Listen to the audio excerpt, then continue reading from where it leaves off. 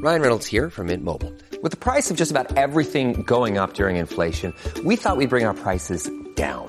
So to help us, we brought in a reverse auctioneer, which is apparently a thing.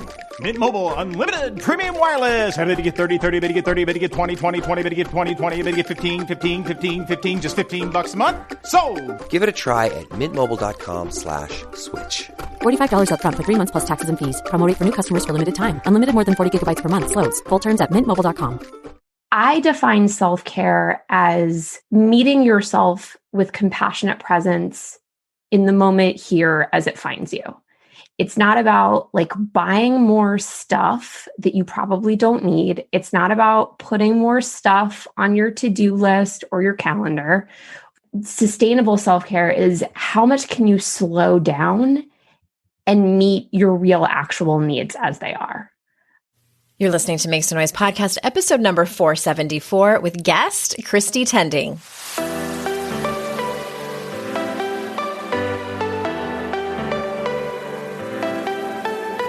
Welcome to Make Some Noise podcast, your guide for strategies, tools, and insight to empower yourself. I'm your host, Andrea Owen, global speaker, entrepreneur, life coach since 2007, and author of 3 books that have been translated into 18 languages and are available in 22 countries. Each week, I'll bring you a guest or a lesson that will help you maximize unshakable confidence, master resilience, and make some noise in your life. You ready? Let's go. Hey everyone, welcome to another episode of the podcast. I'm so glad that you're here. I am getting ready to go to Asheville tomorrow to host a Daring Way retreat for some amazing women. And it got me thinking that I probably forgot to tell you that I have brought back the Daring Way curriculum to my one-on-one coaching practice. So if you know Brené Brown's work, if you caught her HBO special on her latest book, Atlas of the Heart, or if you read the book, or if you caught her Netflix Call to Courage special, or if you're just familiar with her TED Talks, you might want to come and check it out, especially if you are someone who likes to do work privately, one-on-one. Maybe groups just aren't your thing yet, and you are hesitant to come with us on the retreat. So if you go to andreaowen.com/coaching, you'll see that page is there that tells you a little bit about what the objectives are, what your takeaways will be, and an opportunity to fill out an application and maybe have a chat with me. I also offer coaching, which I just call open sessions, where you bring your primary focus and we get to work. We get to work. And I have 2 lead coaches that also do that kind of coaching, Liz and Sabrina, who may be a better fit for you. But speaking of doing the work, we are continuing on with our self-care theme, and I just love this theme. You guys know, I just love personal development. I'm a huge fan. And I know that you are too. Christy Tending is here, and I think I found her on Instagram, not on TikTok. Maybe I did find her on TikTok. I can't remember. I probably did. Somewhere on social media, I found her, and she specializes in self-care, so I knew I had to have her on. Let me tell you a little bit about her. Christy Tending is an activist, educator, and writer. She teaches online courses about sustainable self-care to students all over the world and hosts the podcast Tending Your Life. Her specialty is helping people dissolve overwhelm, heal burnout, and advocate for themselves. She lives on occupied Ohlone territory, which is Oakland, California, with her family.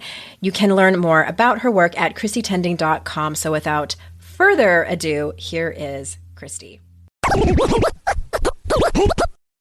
Christy, thank you so much for being here. Thank you so much for having me. I'm really excited for this conversation.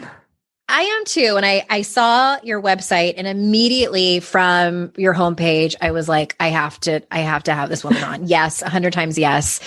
And I know you talk about a handful of topics. So I might jump around with my questions a little bit, but I want to start with, can you tell us what you mean by what you call sustainable self-care? Because I feel like self-care is this word that's been kind of a buzzword in the self-help industry over the last few years. So what do you mean by sustainable self-care, and how does one practice that in their life?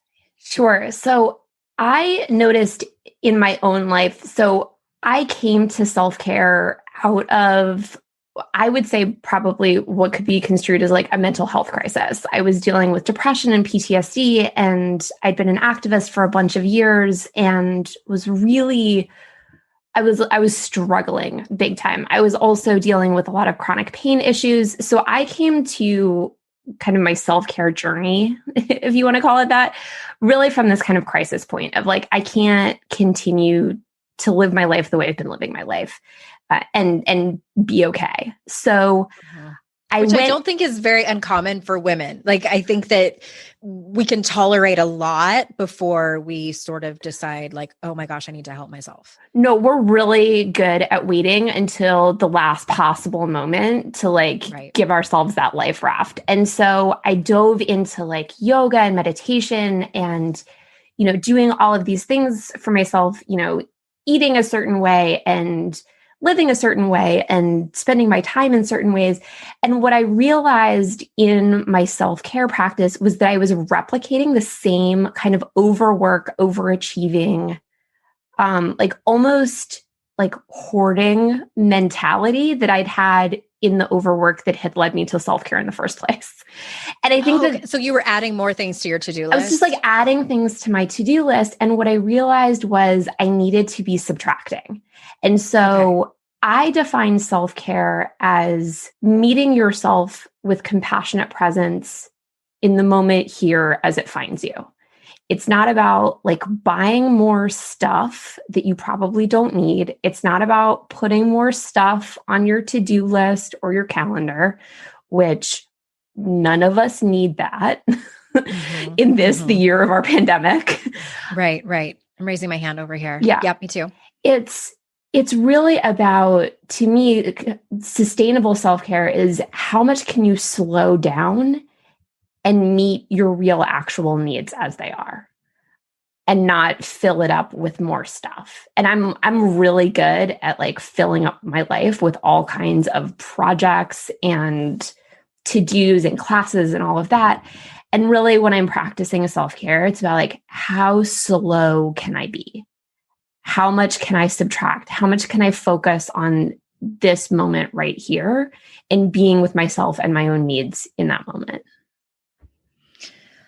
Wow. I'm not sure, but I imagine there's people listening to this who are listening to this going, what are you talking about? Like, I agree with you. And then also there's still a part of me at the same time that feels like my fists are clenching together. Like, oh my gosh, what would that, like, our self-worth, I think, is so wrapped up in our productivity that it might seem counterintuitive, and this is something that I talk about in my next book that's coming out. My friend Elizabeth D'Alto asks the question, what is our conditioning and what is our truth? And so it sounds to me that you're asking people, and I love the term compassionate presence. Is that what you called it? Yeah.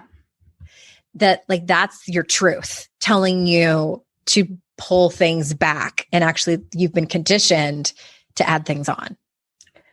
Right. I mean, I think it's this capitalist kind of mentality of my productivity is my worth. My achievement is my worth.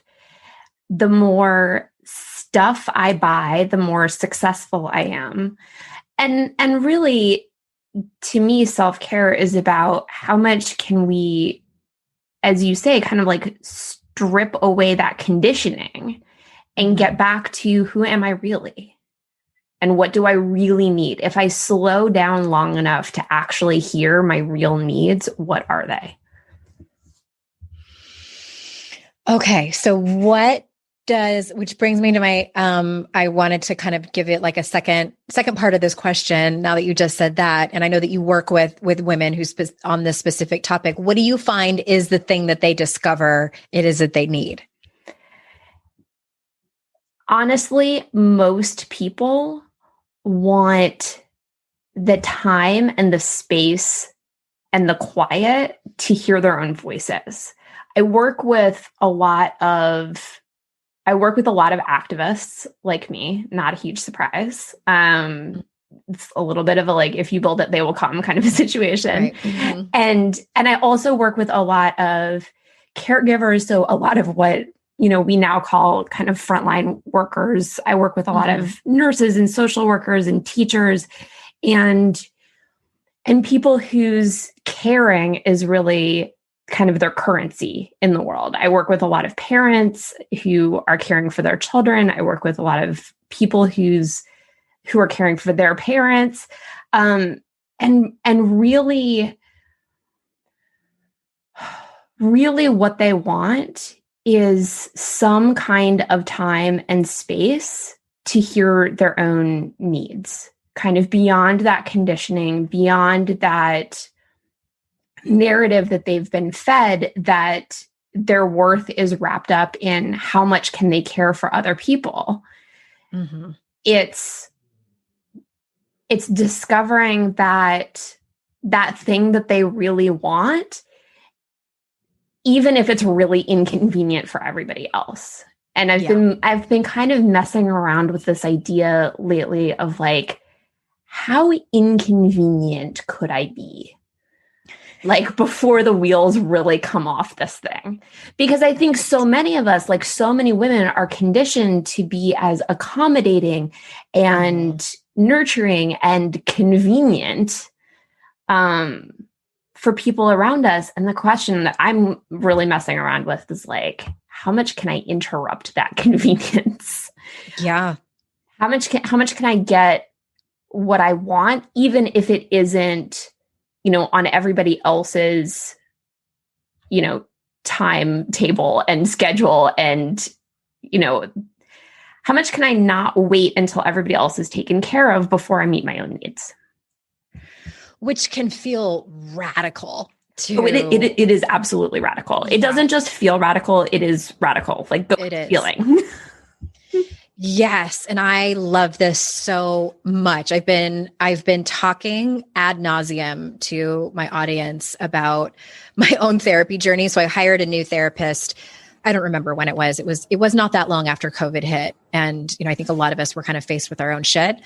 And I dove in headfirst in trauma therapy. And one of the things that I kind of already knew was a little bit of a subconscious belief was that I am a quote unquote difficult woman. And my ex-husband made me feel this way. And I just made up that I was super difficult and difficult to be married to, difficult to be a friend of, just all around difficult.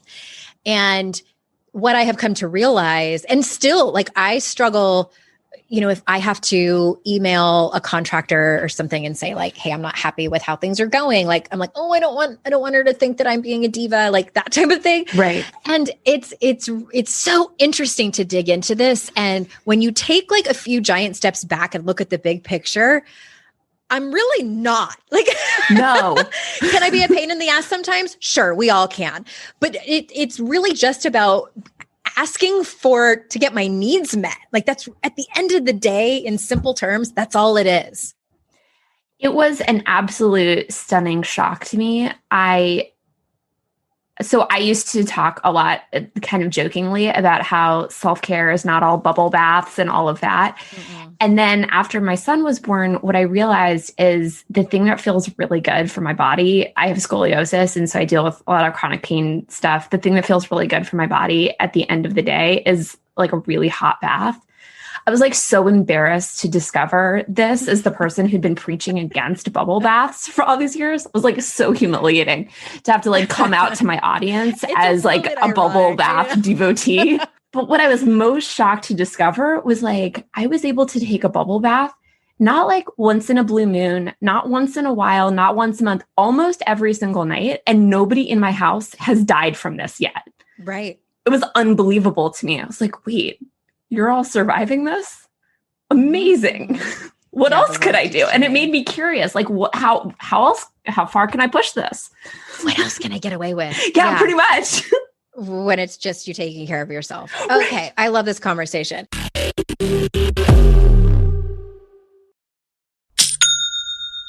Shopify's already taken the cash register online, helping millions sell billions around the world. But did you know that Shopify can do the same thing at your retail store? Give your point of sale system a serious upgrade with Shopify. With Shopify, you get a powerhouse selling partner that effortlessly unites your in-person and online sales into one source of truth. Track every sale across your business in one place and know exactly what's in stock. Connect with customers inline and online. Shopify helps you drive store traffic with plug-and-play tools built for marketing campaigns from TikTok to Instagram and beyond. Get hardware that fits your business. Take payments by smartphone, transform your tablet into a point of sale system, or use Shopify's POS Go mobile device for a battle-tested solution.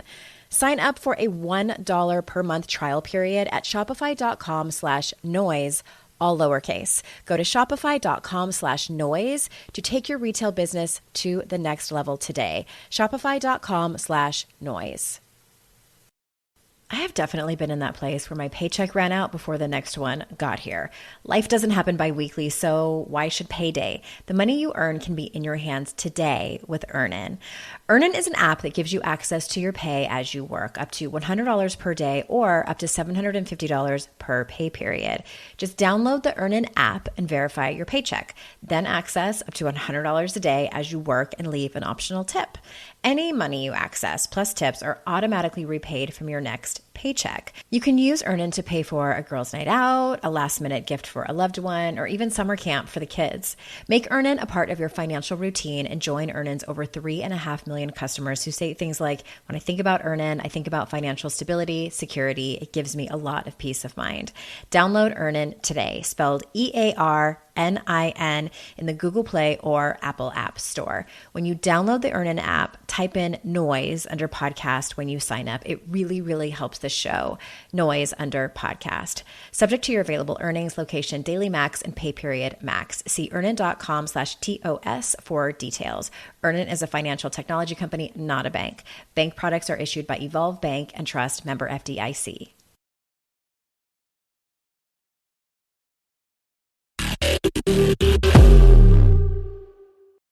I'm also curious because you mentioned about being an activist. So tell us about your activist journey and how that's informed the work that you do currently. Yeah, so I have always been a giant hippie. I grew up horseback riding and loved being outside, loved being in the country, and I loved the earth. Like I loved, riding my horse and watching the sunset or riding home in the dark. And, I love the earth. I love our planet. I love the beauty. There's a hummingbird that's nesting outside our dining room window right now. And this has been like the focal point of my household for like the last 2 weeks. This gives you like some kind of insight into like what inspires me. And so it's not a huge shock that I became an environmental justice activist. And I got started with kind of human rights activism and environmental activism in high school. And then, that kind of took off when I was in college, and I became an organizer and a trainer. And I've now been working with kind of the same core group of people here in the Bay Area for the last, I think it's been almost 15 years, which is pretty amazing. And really my activism is looking at kind of the intersection of climate change and Indigenous rights. So looking at pipelines and infrastructure projects that are impacting them and land rights and all of those things. I actually lived in an Indigenous community the summer after college. And what I realized that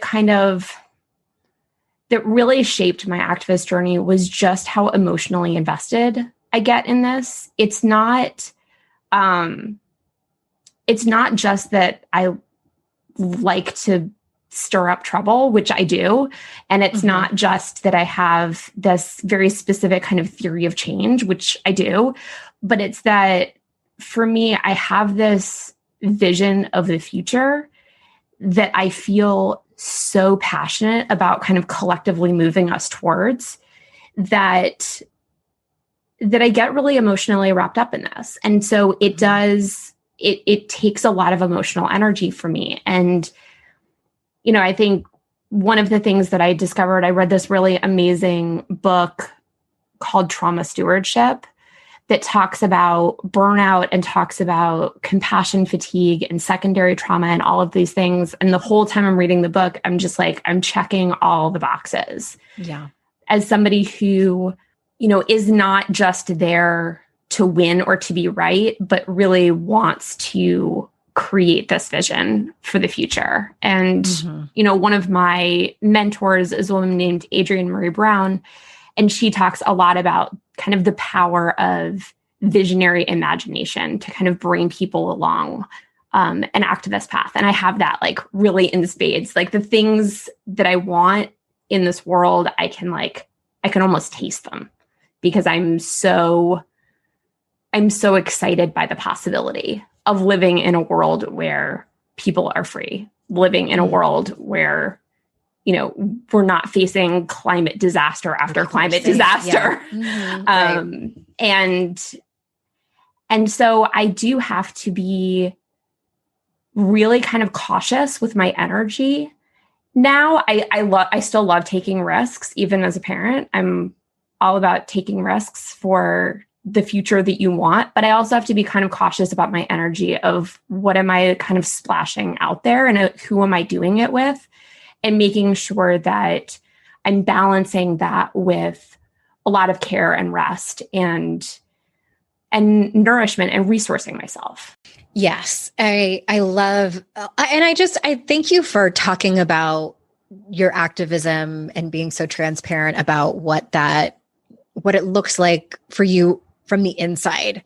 Yeah. And I just don't think that there's any accidents about what we're here to do. I think people get, and this is just a side note, I think people get caught up in their purpose and people feel bad and beat themselves up like, oh, I don't have that purpose like Christy does. And I don't feel as called to do, you know, environmental activism. And what's my purpose? What's my purpose? I also, just as a side note, want to tell people your path is your purpose. You know, just having the path and the self-development journey that you're on is many people's purpose.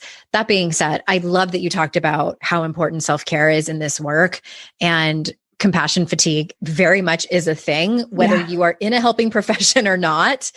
And I just think some people are wired that way, where some people can compartmentalize easier than others. And then there are those of us who just, you know, we hear people's stories, whether it's a collective story of a certain group of people or it is individual stories. Like, I mean, I have one friend who gets so taken out, like her hair starts falling out and she is taken out for weeks. So she has very much had to learn like what she can and cannot take on. Right. And it's so fascinating how it varies from person to person, but like we cannot, and I'm sure people have heard this so many times, but we cannot fill other people's cup up if ours is empty. Just can't. Well, and there's a reason why I don't work in the nonprofit world anymore. I've had a number of, 9-to-5 jobs in my career where I was working at environmental or human rights nonprofits. And I love the work. And at the same time, I don't want my income to be contingent on my ability to perform that work from 9 to 5, Monday through Friday. Mm-hmm. And so that's the other thing that I would say is that if you are called to activist work or to helping work in any way, don't get caught up in this belief that it has to be your career. There are lots of ways to do this that don't rely on you making this, like to tying this to your own personal survival. Like it can be a hobby, you mean? Like, well, not that it's necessarily a hobby, but it's not something that you have to rely on in order to like have health insurance and a house. Okay. It can be something that you volunteer on weekends or you do things after work or whatever it is. But or if you have no time, then you donate money if you can. And right. Or you share on social media, or you take the time to educate yourself, or you have these conversations in your own life with your kids, with your parents, with your friends. You can still be kind of working these things out in your own life without tying your career to it. Yeah. Thank you for that. And I want to just circle back a little bit to what we were talking about before. And can you talk to us about what is the difference between self-advocacy and self-care? And when might we need to practice self-advocacy instead of self-care? So self-advocacy was this phrase that popped into my head in the shower. Again, I'm all about the hot water. Everything good happens to me in hot water. So my son was maybe 8 months old, and I was like super burned out. And I'm standing in the shower and I'm thinking to myself, I am literally a self-care coach, and I massively do not have my shit together. Like I was struggling so immensely. And, what occurred to me is like all of these self-care practices that I had been relying on were either, not available, not possible, or like not working, frankly, after having my son. And I realized that what I needed was not, in fact, self-care, but it was what I came to call self-advocacy. And what I've also realized is that the people I know in my life who are kind of the fiercest advocates, the fiercest activists for other people, are the ones who are truly terrible at advocating for themselves in their own lives. Like they will chain themselves to a tree, they will blockade a road, they will do all kinds of daring, dangerous stuff in order to, stand up for a cause, but they're not having kind of those honest conversations in their own lives, and they're not standing up for themselves and what they need. And so to me, self-advocacy is sort of the relational piece of self-care. It's how do we talk to the people in our lives about this is not working, whether it's, at your day job, having a conversation with your boss of like, I am overworked and I am on the verge of burnout and we need to shift things. Or having a conversation with your spouse of like, I need some me time, friends. I love you to pieces, but I need, some dedicated time by myself. That's how the bath taking came about, by the way. But being able to kind of stand up for your own needs proactively, not just caring for yourself and kind of recuperating afterwards, but being a little bit more proactive in terms of setting up your life in a way that is inherently feels caring and inherently feels like something that's resourcing you. I love that. And thank you for differentiating that. And it reminds me of, I coach people here on the podcast every once in a while. And I had someone that came on, we'll drop that link in the show notes. And the conversation stared out with, she wanted to figure out how to have more time to have more self-care and like do these things for herself and prioritize herself. And what we ended up figuring out, or I should say, what I got out of her is that she wasn't having a conversation with her partner about him helping her more. Right. She was taking on the brunt of everything when they both worked full time and had 2 children. And so, yeah, I'm going to drop that in for anybody who might be struggling with that. And so you can get some tips on what to do there. You had written a piece, an article about quitting drinking. And I know that you have some time under your belt, and I would love for you to just kind of tell us your story. I have a whole recovery series on my podcast. And for those of you who might be interested in listening to those, I will drop that link in the show notes as well. I think we have about 20 or so episodes that totally focus on that. But when I do have a guest on who has some experience here, I always love to get like, how did you come to this conclusion? Like what made you decide that abstinence was better for you than moderating your drinking? I spent a number of years justifying my drinking to myself and really being super clear that I was not a person with a problem. I was not a person from the outside who nobody was giving me the side eye at parties being like, she really has a problem. There was no rock bottom. I was not, putting my family or our finances in danger, but I have enough people in my life who have not had healthy relationships with alcohol in my lifetime. And it really just took one final bad hangover for me to look myself in the mirror and just say, enough is enough. I'm done. And while I've talked about this too, how I expected to feel a lot of relief and like grace in recovery. And all I felt was like really pissed off for the first few months. That was my same experience. I was just I was like a raw nerve, except instead of like being weepy or sensitive, I was just like, I was so pissed for like the first few months. I was so mad about everything. Yeah.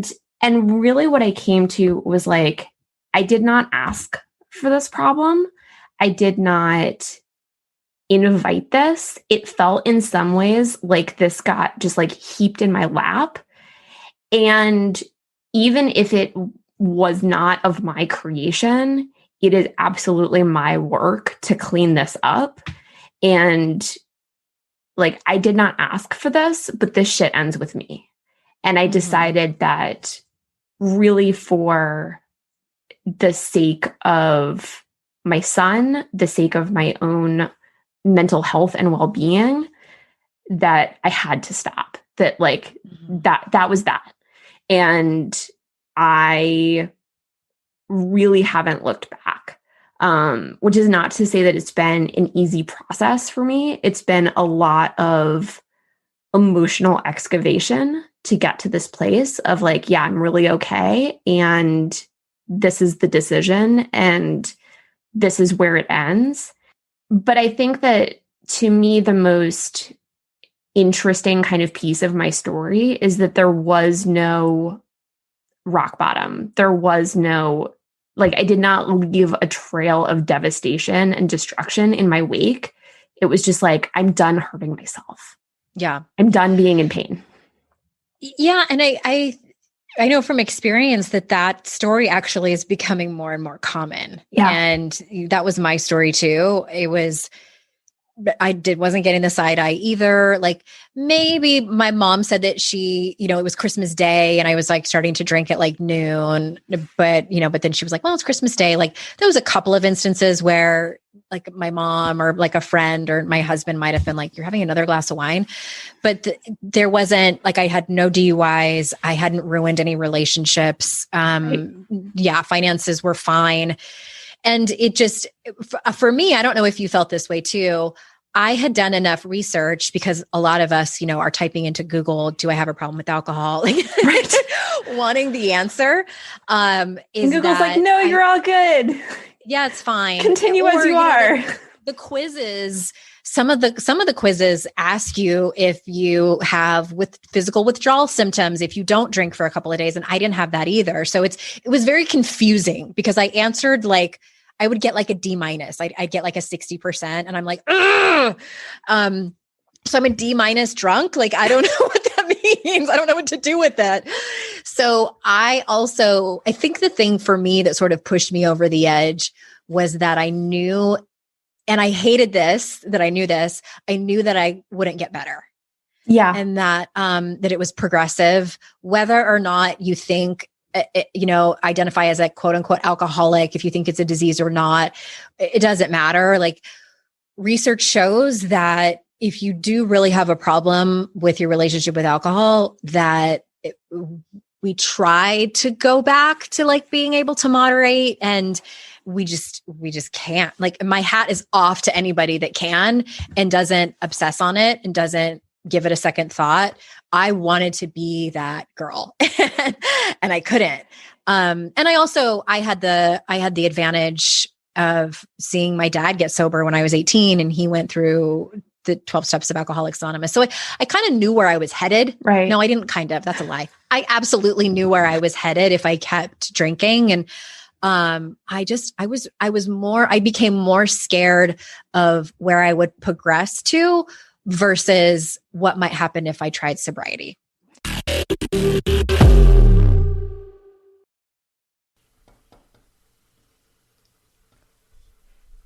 Fast forward to the end of 2024 and think about your goals. What can you do right now to give yourself the best chance of succeeding? If you want to learn a new language, you absolutely should get Babbel. Don't pay hundreds of dollars for private tutors or waste hours on apps that don't really help you speak the language. Babbel's quick 10-minute lessons are handcrafted by over 200 language experts to help you start speaking a new language in as little as 3 weeks. Babbel's designed by real people for real conversations. Studies from Yale, Michigan State University, and others continue to prove Babbel is better. One study found that using Babbel for 15 hours is equivalent to a full semester at college. Now it's so easy to speak simple conversation phrases with the guy that takes care of my lawn without having to consult language apps. Here's a special limited time deal for our listeners. Right now, get up to 60% off your Babbel subscription, but only for our listeners at babbel.com/noise. Get up to 60% off at babbel.com/noise, spelled BABBEL.com/noise. Rules and restrictions may apply. Today's podcast is sponsored by MIDI Health. Ladies, are you over 40 like me and dealing with hot flashes, insomnia, brain fog, moodiness, some vaginal dryness, or weight gain? Don't just accept it as part of aging. These symptoms are often linked to hormonal changes during perimenopause and menopause. At MIDI Health, they get it. Their experts know what you're going through and how to help. MIDI clinicians are menopause specialists offering safe, effective, FDA-approved solutions. And guess what? MIDI care is covered by insurance. So stop pushing through it alone. Schedule a virtual visit and dive deep into your unique symptoms and health background. You'll walk away feeling heard and with a plan to start feeling better. Visit MIDI Health today and reclaim your well-being. You deserve to feel great. Book your virtual visit today at joinmidi.com. That's joinmidi.com. joinmidi.com.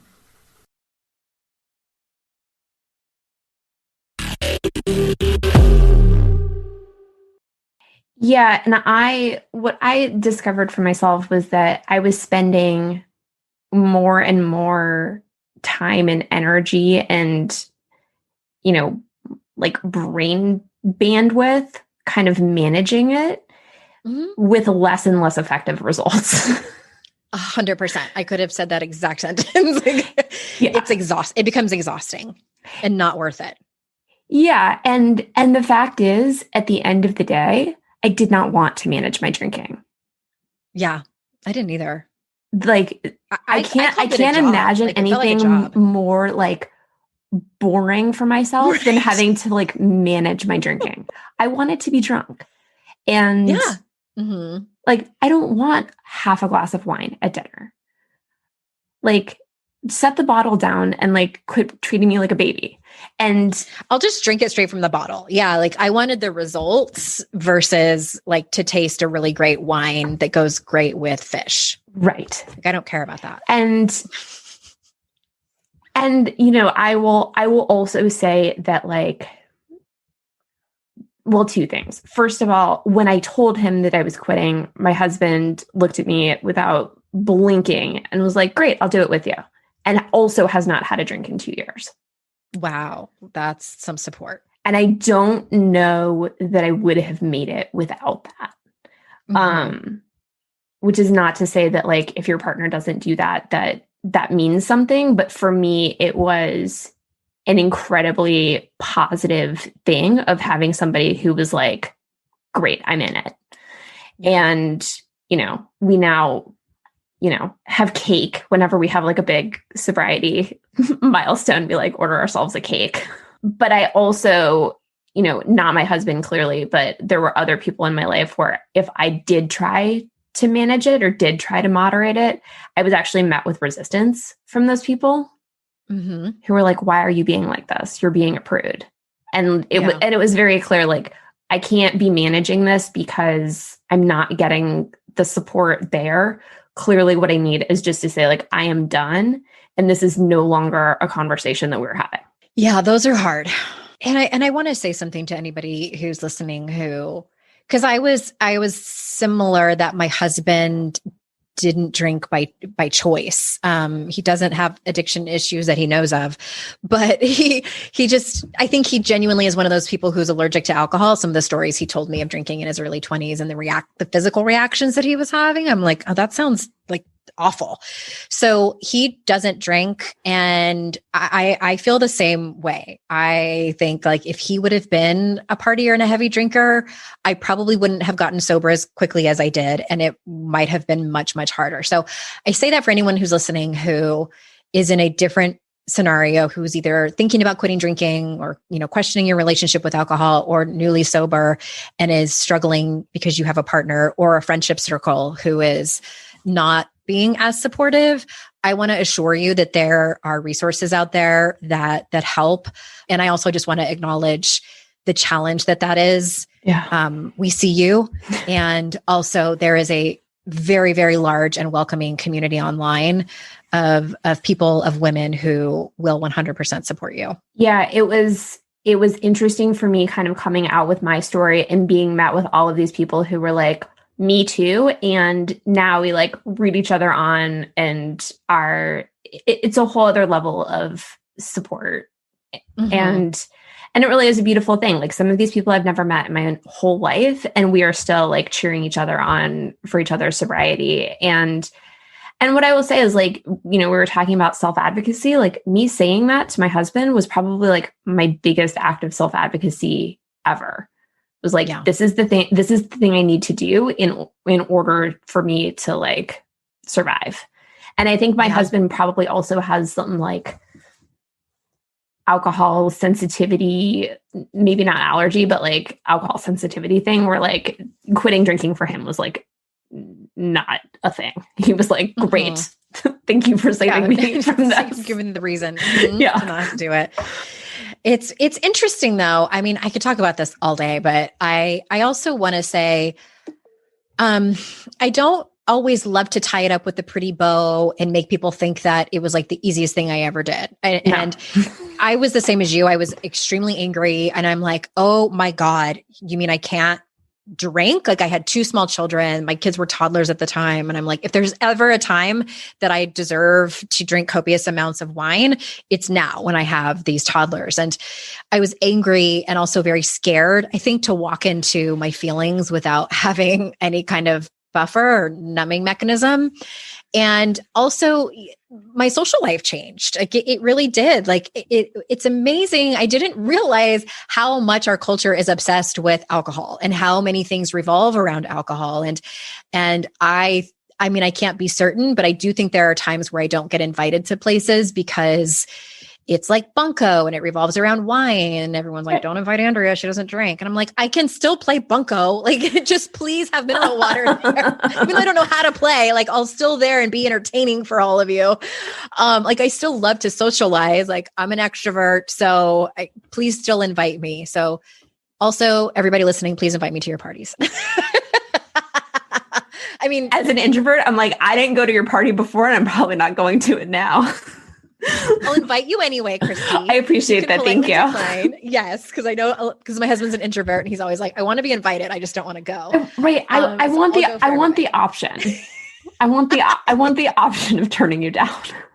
Right. Well, I think that, we could have had this be like a 3-hour conversation, but we do need to wrap up. And I want to make sure that you have an opportunity if you wanted to circle back and say anything or, tell everybody where they can find you. And so take it away. Like, where can people find you? And is there anything else that you want to say before we close?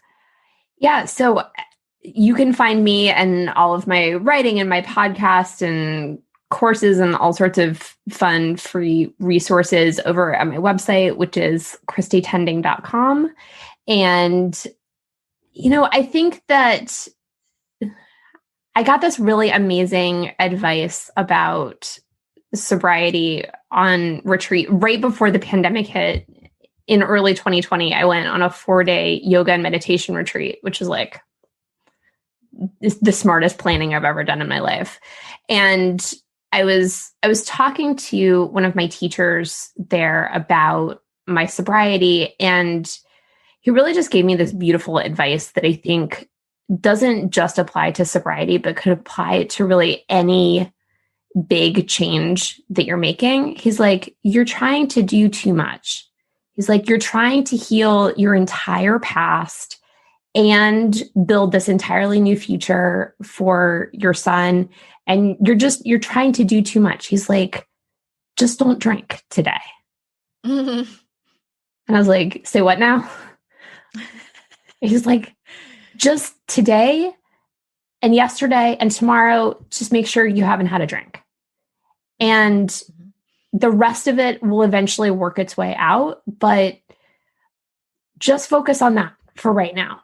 And I literally turned to him and I was like, you're saying that I don't have to heal all of my past trauma with every single person I've ever had a relationship with and this relationship with alcohol and build this bright new future for my child all in the same day. He's like, this is what I'm saying to you.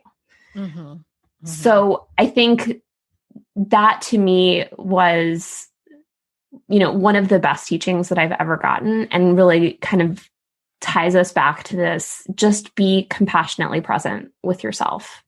Don't try to fix it all at the same time. Just show up for yourself and be nice.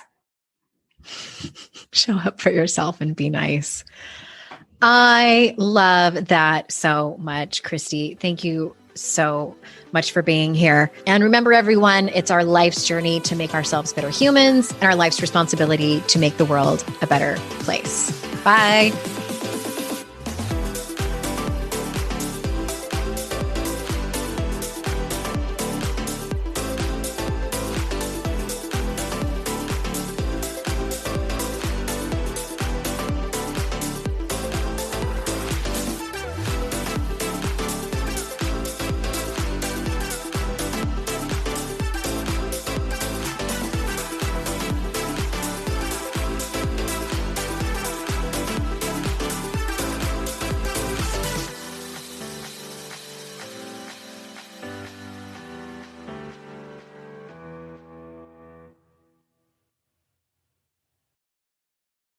I'd like to introduce you to the Minimalist Moms podcast. It's hard enough being a mom, and the last thing you need is stress from too much stuff and an overcrowded schedule. For too long, I lived with the mindset that bigger was better, and the more I added to my life, instead of feeling better, I felt overwhelmed. It was time for a radical new mindset. Less is more. I'm not into extremes. I didn't throw everything away. My brand of minimalism is more about adding than subtracting. Get rid of the excess to make room for what you love. In other words, it's about living life with purpose. I hope you'll listen in, and my guest and myself can inspire you to think more and do with less. The Minimalist Moms podcast, available wherever you listen to podcasts.